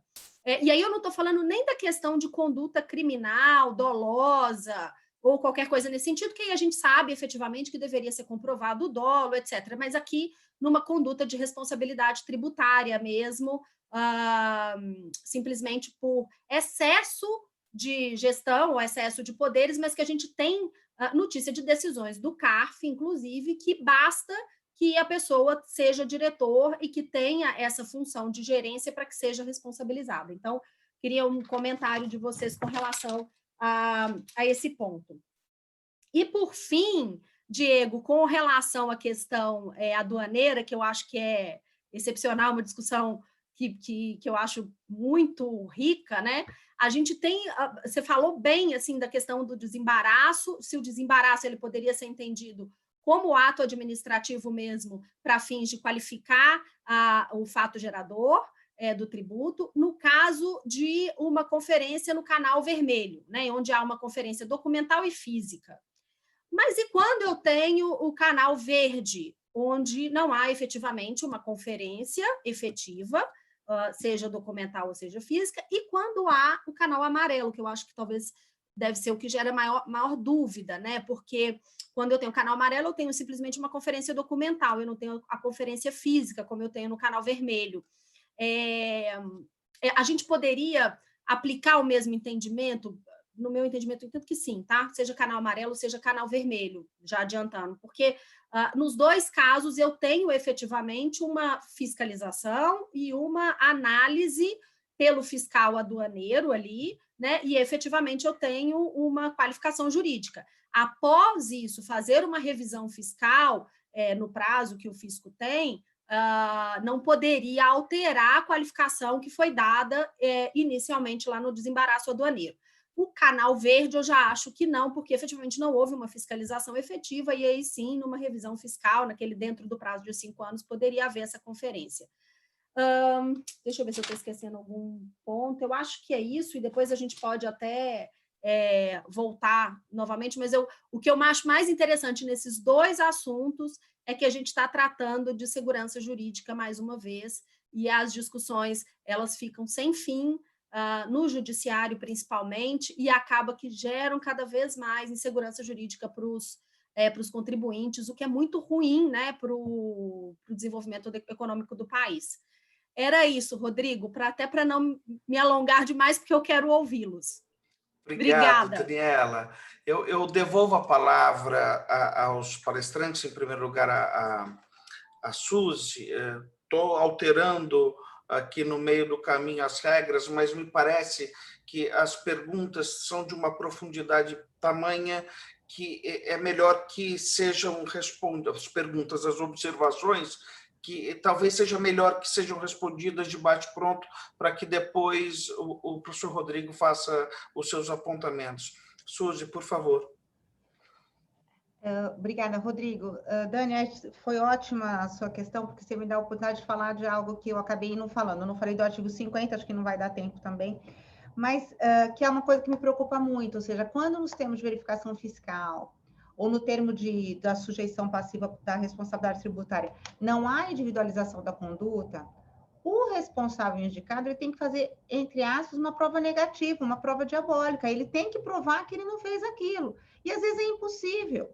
É impossível fazer essa prova. Vamos pensar, até um caso que eu estudei bastante, que são esses casos, vamos dizer, do ganho de capital na pessoa física, quando é para ser a jurídica. Vamos dizer, tem lá 10 pessoas físicas foi passado para essas pessoas físicas ao longo do tempo. Uma delas não tinha gestão nenhuma sobre essa decisão de como vai passar, como não vai passar, e ela é colocada como responsável tributária pelo simples motivo de ter sido uma das vendedoras. Agora, qual o motivo, né? Qual a prova de que essa pessoa contribuiu? No caso específico que eu atuo era dentro de uma estrutura familiar, uma senhora já de uma certa idade. Mas como ela poderia fazer a prova negativa? Olha, eu não participei, eu não era administradora, eu não era nada, a gente vai alegando isso. Mas eu vejo também, posso estar errada, mas que o CARF faz, parece que eu não escuta, né? Fala assim, olha, não tem individualização. Ou seja, tem que ser feita essa prova diabólica, essa prova negativa para tirar essas pessoas. Então, isso é muito difícil. Por exemplo, essa prova que eu falei, talvez até fosse até mais singela do que uma prova, por exemplo, quando se coloca comprador e vendedor. Como é que você vai provar que você não teve o conluio? Não é? Na verdade, quem tem que provar o conluio e individualizar isso é o fisco. Então, eu acho que assim, que realmente fica muito complicada. E eu acho que se complica essa questão do poder de gerência com a decisão, o poder de gerência de administração do 135, com a decisão, se a gente analisar junto com a decisão do Supremo, no caso do inadimplemento contumaz, né, do devedor contumaz. Ou seja, eu sou administradora daqui do meu escritório. Eu deixo de pagar o tributo, sei lá, por 6 meses, porque estou na pandemia, vamos dizer que, né? O simples fato de não pagar e eu sou administradora já me faz ser a responsável tributária, mas eu não agi com excesso de poderes, eu não agi contrária à lei, né? Que era a defesa que sempre se colocava. Agora, no momento em que eu tenho essa decisão do Supremo, eu acho que a gente vai ter ainda mais controvérsia e mais problemático, como o Diego falou, né? Ou seja, vai se cada vez mais se problematizando e trazendo, né? Por isso que eu acho que nós, como advogados que estamos atuando no CARF, no DIT, nas instâncias municipais, a gente tem que trazer e mostrar esse problema, né? Para que se entenda que, olha, não tem como fazer a prova negativa, não tem como fazer a prova diabólica, o excesso de, ou não pagar o tributo porque não tinha dinheiro em conta, não é devedor contumaz, não tem má-fé e não pode dar responsabilidade tributária 135. Acho que a gente tem que estar falando isso até naquele sentimento de que uma hora alguém vai escutar, né? Que alguém vai escutar. Então, seriam essas as minhas primeiras considerações para responder a Dani. Diego? Bom, Dani, obrigado pelas considerações, pelas ponderações. Vou te responder de forma invertida, vou começar de trás para frente.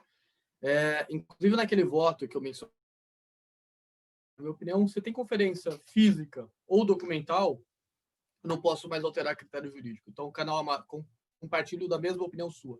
Canal amarelo e vermelho, aquilo delimita a forma como foi importada a mercadoria e, consequentemente, a qualificação jurídica que eu dei a ela para fins tributários, etc. Canal verde, não. Canal verde, não. até porque senão eu inviabilizo a atividade aduaneira. É uma questão de ordem muito pragmática. E vejam, é bom a gente esclarecer, né? Se a gente for parar para pensar, 97,8% das importações são sob canal de parametrização verde. Então, essa consideração que a gente faz são para aquelas questões que são, de fato, excepcionais. E se são excepcionais, demandam um rigor maior do fiscal que está ali, fazendo a atividade de fiscalização aduaneira. Então, demanda esse compromisso, esse vínculo com a atividade que ele está exercendo, e, consequentemente, os efeitos dessa atividade uma vez exercida. Então, acho que esse é o primeiro ponto.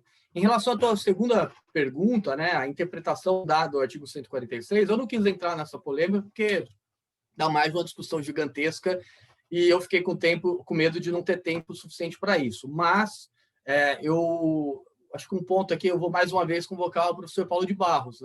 Uma coisa é o texto da lei, outra coisa é a norma jurídica, o juízo de valor que eu faço a partir do texto. Me parece que quando o artigo 146 fala lá da vedação, de mudança de critério jurídico, ele não está preocupado com a cara crachá, texto.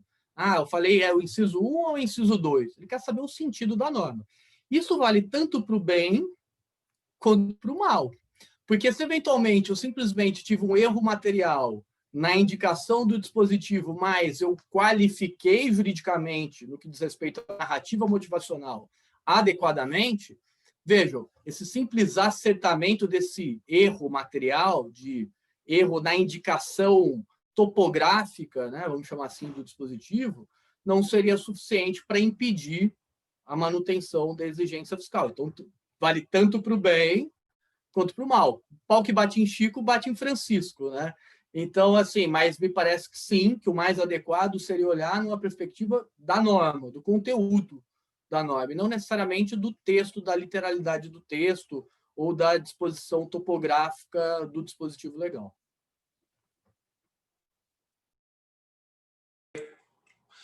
Eu imediatamente passo a palavra para o professor Rodrigo Massude para que ele faça seus apontamentos e observações.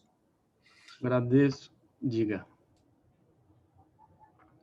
Agradeço, meu amigo Rodrigo, parabenizo a todos aí, Diniz, Suzy, pelas brilhantes exposições, pela Daniela, pelas considerações muito pertinentes, e a minha tarefa acaba sendo facilitada e muito, porque o último a falar acaba ficando um pouco esvaziado, mas eu procurei aqui, ouvindo atentamente a fala de todos, anotei algumas questões e no meu papel aqui de debatedor, vou procurar colocar apenas alguns pontos que a mim, em particular, me incomodam aí no dia a dia da atuação no CARF, algumas perplexidades que eu acho que precisam de uma reflexão.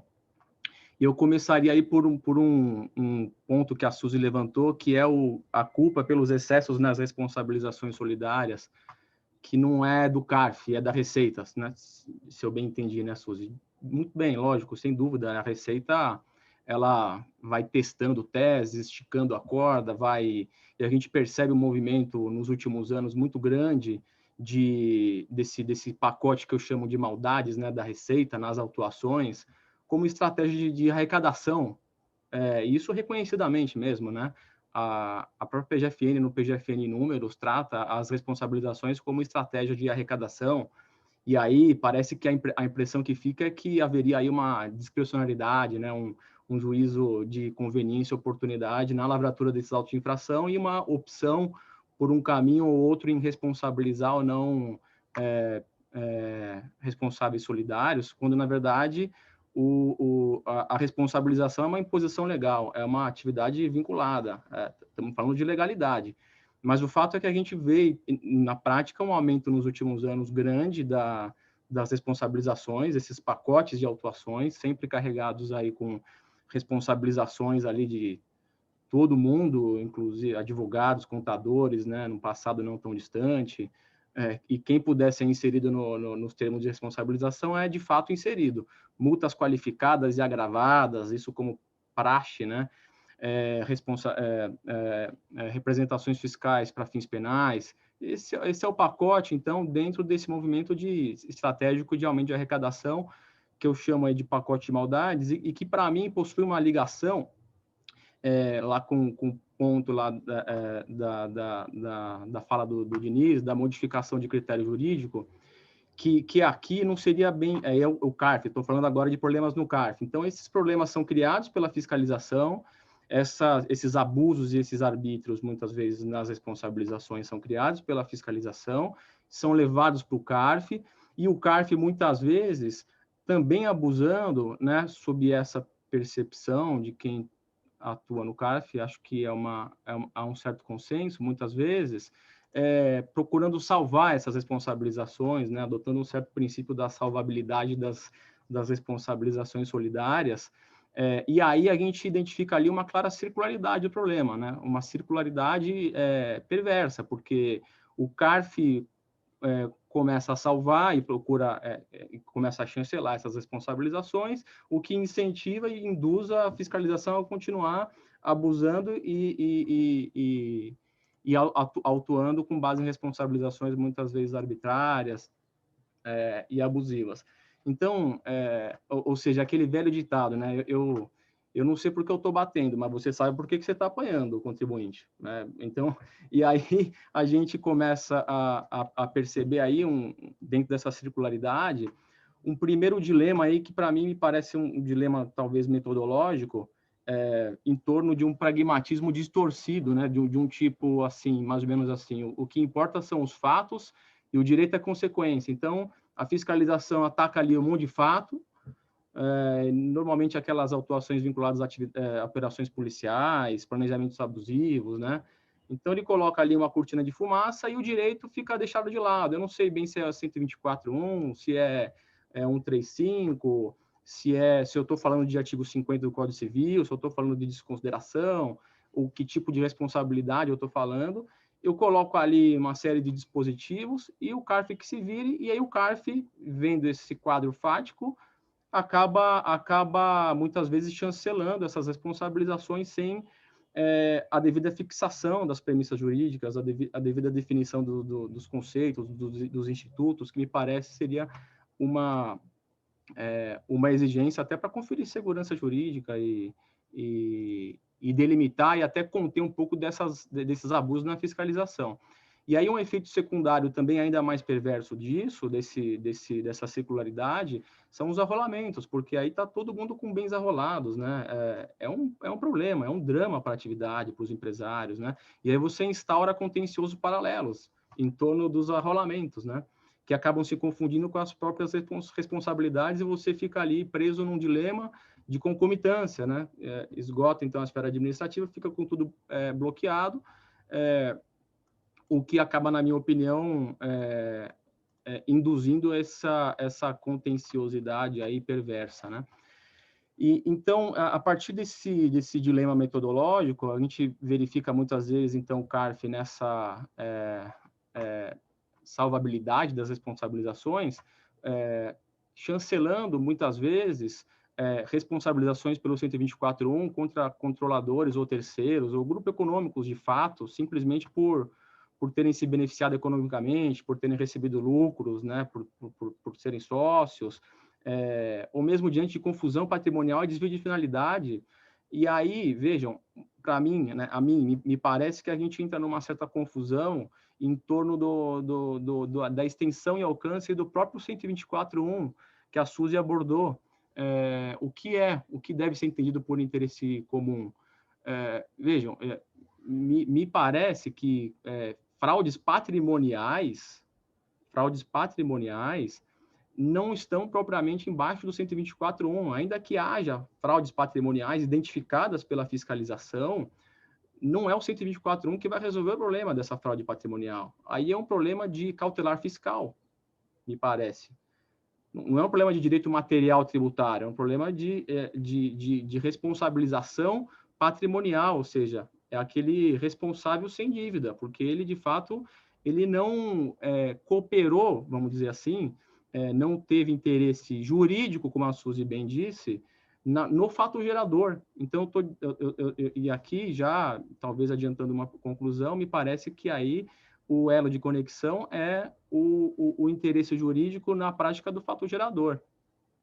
E vejam que curioso, né? Quando a Fazenda vai discutir depois lá nas execuções o cabimento ou não do IDPJ, a tese hoje, né, do STJ, inclusive, é de que não se confunde, né, artigo 50 com 124, 135, e exatamente por isso que não há que se falar em IDPJ, né, nas execuções fiscais.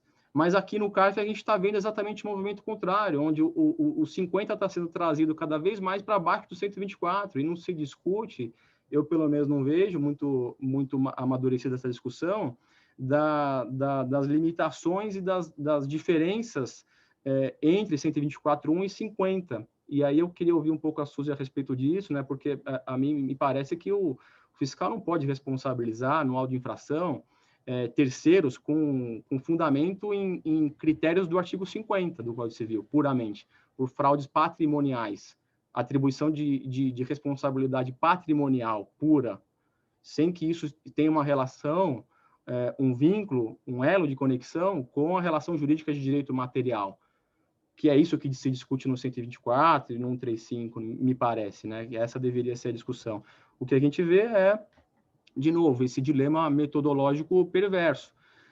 E aí eu trouxe algumas situações ali de perplexidades. Estou tentando controlar meu tempo aqui, tá, Rodrigo? Fique tranquilo.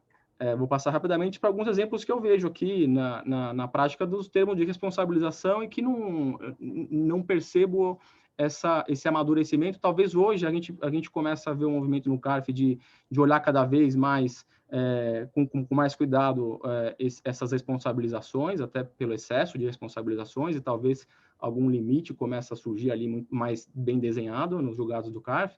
Mas, dentro dos exemplos que eu trouxe aqui, consegui vislumbrar autuação de administrador de direito com base no 135 e administrador de fato, o laranja, com base no 124, por exemplo, com suposto fundamento no COSIT 4 do grupo econômico, quando, na verdade, para mim, parece ser o inverso, né? O administrador de fato é o 135, é ele que está exercendo a gestão, ele que está fraudando, ele que está praticando atos dolosos, então, ele que vai ser submetido a 135. E o de direito seria o laranja, vamos dizer, o testa de ferro, que eventualmente poderia ser trazido ali pelo 124, seria talvez o inverso, né? Eu trago ali essa discussão, por exemplo, no acordo 9101002954. Responsabilização de advogados, contadores e consultores, com base no 124.1, já foi trazido aí também. Responsabilização de controladores, pessoa jurídica. Então, eu tenho, com base no 124, né? Então, eu tenho a pessoa jurídica que foi autuada e a responsabilização se deu em cima dos controladores, pessoa jurídica, com base no 124.1 por interesse econômico. E, por salto, as responsabilizações das pessoas físicas que administram a controladora. Percebe? Então, aí é um outro problema, é um problema de sobrenível, né? Então, eu tenho ali simplesmente um salto para chegar nas pessoas físicas lá finais, né? Vamos dizer, o UBO lá da estrutura, né? Com base a mim me parece, interpretações equivocadas de 124, ou manipulações equivocadas do 124, em conjunto com 135. Responsabilização de acionistas, dos controladores, membros de conselho de administração, diretores de empresa com base no 135, mesmo que não tenham poderes de gestão, não exerçam gestão propriamente, ou que não haja individualização, como a Daniela também já colocou. Responsabilização de sócio não administrador com base no 124, por mero interesse econômico, e dentre outros tantos exemplos. Isso no plano material, nessa confusão metodológica do 135 e 124. No plano processual, e aí também trago alguns exemplos, nas responsabilizações em caso de autuação com base em presunção. Então, por exemplo, o caso de autuação com base em falta de comprovação de origem de depósito, ou origem da origem. Vejam, o fato jurídico tributário já é um fato jurídico presumido. E aí, com base no mesmo fato jurídico presumido, a fiscalização também, por salto, já imputa uma responsabilização solidária, com base, a mim me parece, com base numa presunção. Também me parece um problema, porque aí como é que o responsável vai exercer o seu direito à ampla defesa e contraditório no processo? Os mesmos fatos que embasam a omissão, e muitas vezes a gente vê isso também na prática, Os mesmos fatos que embasaram a omissão são os mesmos fatos que também embasam a responsabilização. A fiscalização não se dá o trabalho, e aí, de novo, passa pelo problema da individualização, que a Daniela colocou, né? A fiscalização não se dá o trabalho de individualizar os atos, as condutas, os dolos, a qualificação do responsável e o enquadramento jurídico do 124 e 135. E aí eu trago já para finalizar, Rodrigo, um voto que para mim é paradigmático, é meu voto de cabeceira aqui do nosso amigo Diego Diniz, na época dele de CARF, e que vem para mim... Finaliza porque você já passou quase o dobro do seu tempo, doutor Rodrigo. Conto com a amizade do presidente. Mas é um voto que, para mim, me parece muito importante nesse tema, é o voto 34.02.003.883, que eu vou ler rapidamente aqui o trecho que interessa. Fundamentar, pois, o ato administrativo em inúmeros dispositivos legais, sem que haja circunstância fático-jurídica para isso, equipara-se a não motivação do ato administrativo, o que torna indevida essa responsabilização por rajada, é o termo que ele usa, inapropriadamente executada em concreto pela fiscalização. Não há dúvida também que este tiroteio legislativo motivacional dificulta o exercício do direito de defesa do responsabilizado sob uma perspectiva substancial, mitigando, uma vez que tal pessoa não consegue identificar com precisão contra quais circunstâncias fático-jurídicas deverá articular sua defesa. Então, fechando aqui a minha fala com esse voto, para mim, brilhante, eu devolvo a palavra aí para o presidente e espero que possamos continuar um pouco mais com o debate, que está muito interessante. Com a palavra, a professora Suzy. Então, respondendo à questão do Rodrigo, para mim, o artigo 50 não pode ser invocado na questão da responsabilidade tributária. Eu não vejo como trazer o artigo 50, a desconsideração da pessoa jurídica, tal, para possibilitar a responsabilização dos sócios ou algo parecido. O que a gente tem é uma previsão da previsão da dissolução irregular da sociedade, que aí sim já iria direto, e essa previsão que tem no CTN. E eu entendo que só essa pode ser utilizada. Tá? Então, acho que isso é bem importante. Eu queria colocar, dentro disso, de todas as suas considerações, a importância que eu acho que houve, porque é isso que a gente está falando aqui, a Receita vai testando as teses, né? E essa tese da imputação de responsabilidade para advogados e contadores, eu acho que o CARF não ter dado seguimento a isso foi muito importante, tá? Então, eu acho isso muito relevante. Teve uma pergunta que eu vi no nosso chat, que perguntou, mas como que o fisco poderia saber quem é o responsável? É só ele perguntar isso durante a fiscalização. Mais de uma fiscalização eu já tive a pergunta. Essa que eu comentei aí da redução de capital, ele pediu o organograma da empresa, quem faz o quê? Pediu mais de uma vez. Eles fazem oitiva de testemunha, Suzy. Oitiva também. Mas eles podem fazer um questionário, ou seja, é uma pergunta, assim, quem é o responsável pelo pagamento de tributos? Na questão, por exemplo, de uma interposição fraudulenta, quem decide como vão ser as aquisições no mercado exterior? Ponto, né? É só fazer o questionamento. Se a empresa não quiser responder, aí a gente vê quais são as consequências disso, tá? Mas que é possível, que é possível delimitar, é possível, e vou falar mais, em empresas abertas, e mesmo em qualquer empresa que a gente falar, o contrato social está na junta, né? É só olhar, né? O administrador tem que ser indicado, é público esse documento, né? Então, mas eu fiquei na dúvida se for diretor industrial, ou se for o diretor de RH, ou se for o diretor financeiro. Bom, então pergunta, né? Faz esse questionamento. Então, não é realmente impossível, né? Mas, às vezes, é mais fácil você colocar todo mundo no bolo, porque vai ter uma pressão dessas pessoas físicas para que não refisa, ou seja, a gente entra naquele círculo totalmente vicioso, né? Para que não refisa. Então, não tem... Então, os administradores estão envolvidos, todo mundo faz a pressão para pagar e não continuar a discussão. Eu acho que eram essas as considerações. Professor Diego, por favor. Agradeço as considerações do Massude, né? Super aprofundadas também, assim como da Dani, causa bastante reflexão aqui para a gente, né? Acho que um primeiro ponto que a gente precisa deixar claro, e é importante, acho que, assim, é óbvio que as coisas vão se acomodando na medida que o tempo vai passando, né? Os institutos vão sendo melhor interpretados, analisados, etc. Ainda há uma confusão muito grande entre responsabilidade tributária e desconsideração da personalidade jurídica, né? O fato de ambas ensejarem responsabilidades patrimoniais não significa dizer que nós estejamos diante de institutos idênticos. São institutos distintos. Podem até ter mesmo as consequências, pragmaticamente falando, mas institutos distintos, né?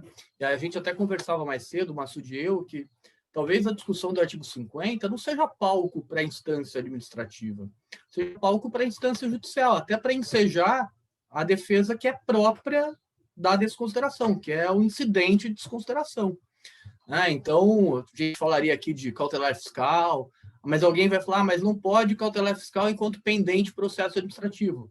A jurisprudência do STJ resolve isso. Não pode enquanto pendente administrativo, desde que eu não esteja diante de uma fraude, esvaziamento patrimonial.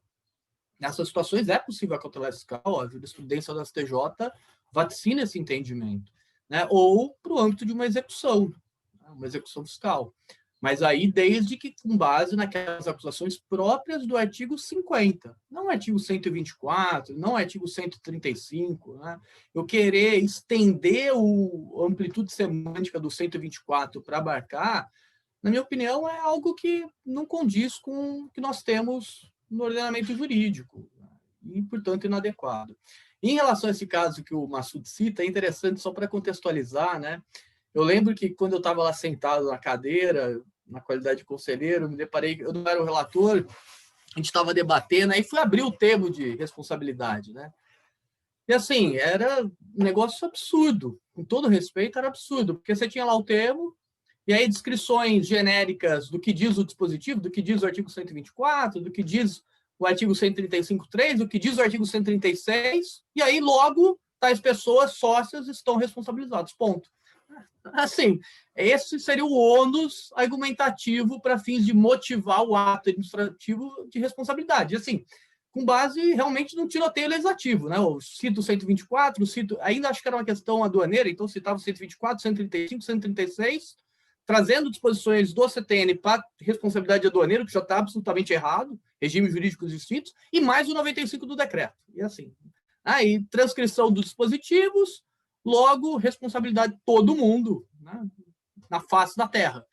Não pode ser assim, né? O fiscal ele tem que ter a responsabilidade com a acusação que ele faz, né, de motivar essa acusação, de justificar em concreto, sob pena disso, em última análise, prejudicar a defesa do contribuinte. Mas aí, normalmente, qual que é a saída que a jurisprudência dá? E não só administrativa, a judicial também.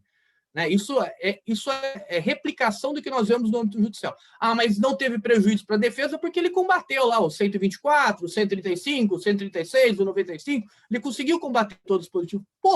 Mas eu tinha que combater todos esses dispositivos? Eu não poderia fazer uma defesa muito mais assertiva, muito mais adequada, se eu tivesse a qualificação correta? Eu não poderia me poupar tempo em preocupar outras provas que eu tenho que sair caçando de acusações que muitas vezes não têm fundamento fático, probatório. Eu tenho que caçar provas que, em alguma medida, se contrapõem àquela acusação, que eu não precisaria ir atrás disso. Num prazo exíguo de 30 dias. 30 dias é muito prazo. Não é muito prazo. Quem está na realidade do contencioso administrativo sabe que não é. O contribuinte recebe a notificação, a empresa vai lá, se reúne, diretoria, o que nós vamos fazer? Vamos discutir, bid com os escritórios, quem vem, proposta, debate, o quê? Levanta documento. A hora que vai para fazer o prazo mesmo, já está lá na segunda quinzena do prazo. E, às vezes, acusações com autuações demorou 2 anos de fiscalização. Conjunto com Polícia Federal, acusações de 20 mil páginas, 30 mil páginas, 50 mil páginas. Já peguei processo para julgar, isso também deve ter acontecido isso, o Rodrigo a mesma coisa, o nome estadual, caso de 50 mil páginas. Sabe? Então, assim, é muito fácil. Não, mas ele pode se defender de tudo. Não, eu tive que me defender de tudo. Então peraí, o que você está me dizendo é que a minha estratégia é o seguinte, eu não me defendo de nada, e aí sim eu vou me valer da nulidade? Porque provavelmente que vão afirmar, precluiu o seu direito. Está precluso. Você não alegou, precluiu. sabe? Então, assim, nós precisamos... E nesse aspecto, o último ponto, Rodrigo, para a gente finalizar, me parece que a atividade jurisdicional, nesse aspecto, ela tem um caráter propedêutico, corretivo. A partir do momento que a gente começar a se deparar com decisões que apontem esses problemas e anulem esse tipo de decisão, a gente gera um debate e gera, consequentemente, uma maior qualificação na ponta fiscalizatória. Consequentemente, autos melhores, consequentemente, maiores manutenções. É óbvio que é algo para médio e longo prazo, não há dúvida, mas a gente tem que parar um pouco com essa preocupação imediatista, né? E ter essa preocupação a médio e longo prazo, preocupada não com a quantidade de lançamentos que depois vão ser derrubados na instância judicial, mas com a qualidade de lançamentos. Acho que isso é importante, né? Uma outra perspectiva aqui que eu coloco para debate. É isso, meu amigo. Muito bem. Meus caros, eu gostaria de parabenizar todos, mas antes de encerrar, a professora Suzy, a Ana Carolina pede para você novamente indicar o livro onde estão os 2 artigos mencionados por você, que é um livro fantástico, realmente. Está aqui, ó. Eu acho Por que favor. o Diego até colocou o link no chat. Ele é Eficiência Probatória e Atual Jurisprudência do CARF, da editora Almedina. Tá? Excelente, excelente. Obrigado, professor. Eu novamente aqui agradeço a ambas as comissões de contencioso tributário e direito tributário da OAB de São Paulo. Parabenizo a todos, em especial o professor Diego Diniz pela iniciativa. Um evento belíssimo, de um conteúdo fantástico e também de uma audiência assim, fenomenal. Estamos agora ao final com 73 participantes e tivemos aí um pico de 78. Isso foi um sucesso o evento. Agradeço a todos. Um abraço, Suzy, um abraço, Daniela, um abraço, Diego, um abraço, Rô. Até a próxima, se Deus quiser. Fiquem com Deus. Obrigada, gente. Se cuidem. Obrigada. Tchau. Boa noite. Tchau. Tchau.